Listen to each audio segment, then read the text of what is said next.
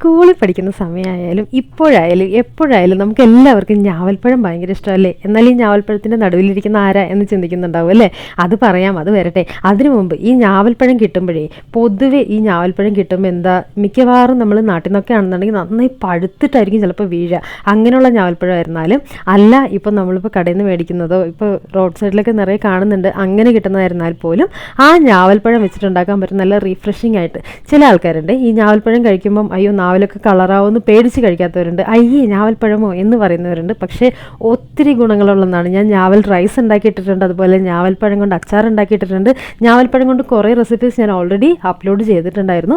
ഇന്ന് ഞാവൽപ്പഴം വെച്ചിട്ട് വളരെ റിഫ്രഷിംഗ് ആയിട്ടുള്ളൊരു ജ്യൂസാണ്. എന്നാൽ ഞാവൽപ്പഴം കൊണ്ടുള്ള ജ്യൂസാണോ എന്ന് ചോദിച്ചാൽ ഞാവൽപ്പഴത്തിൻ്റെ ജ്യൂസ് അല്ല, ഇത് ഞാവൽപ്പഴം കൂടെ ചേർന്നിട്ടുള്ള ഒരു റിഫ്രഷിംഗ് ആയിട്ടുള്ള നമ്മുടെ നാട്ടിൽ സാധാരണ കിട്ടുന്ന വേറൊരു റെസിപ്പിയുടെ കൂടെ ഞാവൽപ്പഴം കൂടെ ചേർത്താൽ എങ്ങനെ ഇരിക്കും എന്നാണ് ഇന്ന് ചെയ്യുന്നത്. അപ്പോൾ അതിനായിട്ട് നമുക്ക് കുറച്ച് ഞാവൽപ്പഴം ഒരു 7 എണ്ണം എടുത്തിട്ടുണ്ടായിരുന്നു. എന്നിട്ട് പതിയെ ഇങ്ങനെ ഒന്ന് സ്മാഷ് ചെയ്യുമ്പോൾ തന്നെ അതിൻ്റെ കുരു മാറിക്കിട്ടും. കുരു മാറ്റുക, കുരു ഇട്ട് കഴിഞ്ഞാൽ കഴിക്കും. അതുകൊണ്ട് നമുക്ക് തോലും വേണം, അതുപോലെ ആ സോഫ്റ്റ് ആയിട്ടുള്ള പോർഷനും വേണം. ഇത് രണ്ടും എടുത്ത് കഴിഞ്ഞാൽ പിന്നെ കുരു ഉണ്ടോന്ന് തപ്പി നോക്കട്ടെ, കുരുവൊന്നുമില്ല. ഓക്കെ, ഇനി നമുക്ക് ഇതിനെ സ്മാഷ് ചെയ്യാം. എന്തുകൊണ്ടാണ് ഇതിങ്ങനെ ഇടിച്ച് പൊടിച്ചെടുക്കുന്നതെന്ന് വെച്ച് കഴിഞ്ഞാൽ മിക്സിയിൽ അരയ്ക്കരുത്. മിക്സിയിൽ അരച്ച് കഴിഞ്ഞാൽ ഇതിൻ്റെ ആ ഒരു ഫുള്ളായിട്ട് അങ്ങ് പേസ്റ്റായി പോകും. ഇനി തീരെ മടിയാണെന്നുണ്ടെങ്കിൽ മിക്സിയിൽ അരച്ചോട്ടോ, കുഴപ്പമൊന്നുമില്ല. ഇങ്ങനെ ചെയ്യുമ്പോൾ ഇത് ഇങ്ങനെ ചെയ്ത് കഴിയുമ്പോൾ അതിങ്ങനെ കഴിക്കാനും ഒരു വേറൊരു ടേസ്റ്റാണ്. എന്ത് രസമുള്ള വയലറ്റ് കളറല്ലേ, നല്ല രസമല്ലേ ഈ വയലറ്റ് കളർ ഇങ്ങനെ നാക്കിലേക്ക് വരാൻ എനിക്ക് ഭയങ്കര ഇഷ്ടമാണ്. പിന്നെ അത് ഇഷ്ടമല്ലാത്ത ആൾക്കാർ ഒരുപാടുണ്ട് കേട്ടോ. ഞാവൽപ്പഴം എന്നൊക്കെ പറയുന്ന ഒത്തിരി ആൾക്കാരെ ഞാൻ കണ്ടിട്ടുണ്ട്. അപ്പോൾ അടുത്തതായിട്ട് ചെറുനാരങ്ങ നീര് ഇതാ ഒരു ഗ്ലാസ്സിലോട്ട് ഇങ്ങനെ എടുത്തിട്ടുണ്ട്.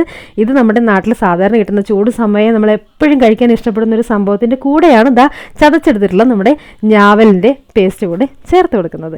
ഇനി വേണ്ടത് പഞ്ചസാര വേണ്ട, ഭയങ്കര ഹെൽത്തി ആയിരിക്കണം. അത് കാരണം നമ്മളെപ്പോഴും ചേർക്കേണ്ടത് എന്താണ്, നമ്മുടെ ഇത് നന്നാരി സിറപ്പാണ് ചേർത്ത് കൊടുക്കുന്നത്. ഒന്നും കാണുന്നില്ല അല്ലേ? ഇപ്പം കാണിച്ചു തരാം. ദാ കണ്ടില്ലേ, നന്നാരി സിറപ്പും ഞാവലും ചെറുനാരങ്ങ നീരും. ഇനി എന്താ, സോഡ ഒഴിച്ചു കഴിഞ്ഞാൽ അറിയാലോ, പതഞ്ഞ് പൊങ്ങി ഇങ്ങനെ ചാടി പുറത്ത് പോകുമ്പോൾ എനിക്ക് പേടിയാവും. അത് കാരണം ഞാൻ പതിയെ സോഫ്റ്റായിട്ട് ഒഴിക്കുന്നുള്ളൂ. അപ്പോഴേ ഇതിങ്ങനെ കലങ്ങി വരുന്നത് കാണാനൊരു രസമുള്ളൂ. ചെറുനാരങ്ങ നീരും ഞാവൽപ്പഴവും അതുപോലെ നന്നാരി സിറപ്പും കൂടെ ചേർത്തതിന് ശേഷം ഇനി നമുക്ക് നന്നായിട്ട് മിക്സ് ചെയ്ത് യോജിപ്പിക്കാം. നമ്മുടെ കടകളൊക്കെ കണ്ടിട്ടില്ലേ, അവരുടെ ഒരു പൊടിക്കൈയാണ് ഈ സോഡ സർബത്തിൻ്റെ കൂടെ ഒരു നുള്ളു ഉപ്പ്.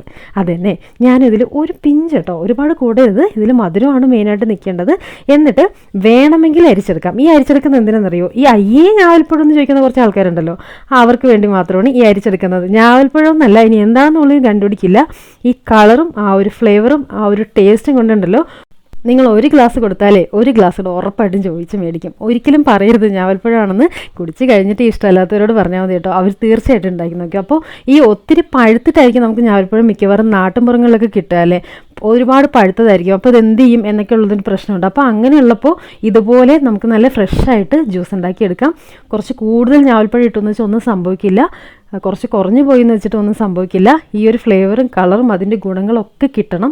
ഒത്തിരി ഗുണങ്ങളുള്ള ഒന്നാണ് ഞാവൽപ്പഴം. ഞാവൽപ്പഴം വെച്ചിട്ട് അച്ചാർ ഉണ്ടാക്കിയാൽ നല്ല ടേസ്റ്റാണ്. ഞാവൽപ്പഴം വെച്ചിട്ട് റൈസ് ഉണ്ടാക്കിയാൽ നല്ല ടേസ്റ്റാണ്.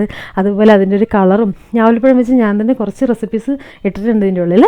അപ്പോൾ അതൊക്കെ ട്രൈ ചെയ്ത് നോക്കുക. അതിൻ്റെ ഒപ്പം തന്നെ കുടിക്കാനായിട്ടൊരു ഞാവൽ ഇതുപോലെ റിഫ്രഷിംഗ് ആയിട്ടുള്ളൊരു സർബത്തും കൂടെ ആയിക്കഴിഞ്ഞാൽ പിന്നെ എന്താ വേണ്ടേ.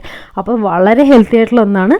പിന്നെ ഞാവൽപ്പഴം കഴിച്ചത് കൊണ്ടിപ്പോൾ നമുക്ക് ഗുണം മാത്രമേ ഉള്ളൂ, ദോഷമൊന്നുമില്ല. അപ്പോൾ അതുകൊണ്ട് തന്നെ ഞാവൽപ്പഴം ഒരിക്കലും കളയേണ്ടതോ അല്ലെങ്കിൽ അയ്യേ എന്ന് പറയേണ്ട ആവശ്യമൊന്നുമില്ല.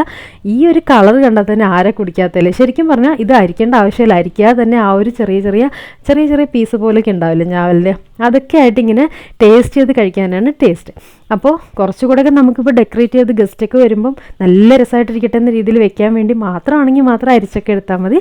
അപ്പോൾ എന്തായാലും ട്രൈ ചെയ്ത് വെക്കാം. ഞാവൽ കൊണ്ട് നല്ല കിടിലൻ ഒരു റിഫ്രഷിംഗ് ഡ്രിങ്ക്.